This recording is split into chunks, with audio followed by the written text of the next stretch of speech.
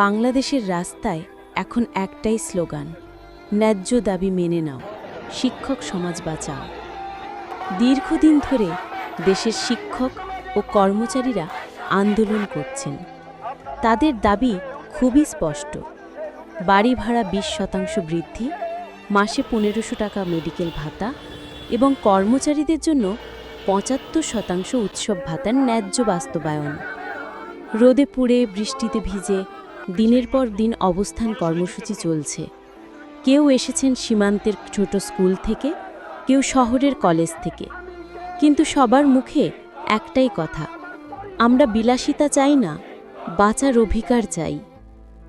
বছরের পর বছর ধরে আমরা দেখেছি শিক্ষকরা নিজের সন্তানকে বাদ দিয়ে অন্যের সন্তানকে গড়ে তোলেন, তবুও তাদের ভাগ্যে জোটে অবহেলা আর প্রতিশ্রুতিহীনতা। একজন শিক্ষক যখন বলেন, আমার সংসার চলে না, তবু আমি শিক্ষা দিই দেশের ভবিষ্যৎকে, তখন সেই কণ্ঠস্বর হয়ে ওঠে একটি জাতির বিবেকের প্রতিধ্বনি। আজ তারা শুধু নিজেদের নয়, দেশের শিক্ষা ব্যবস্থার মর্যাদার জন্য রাজপথে।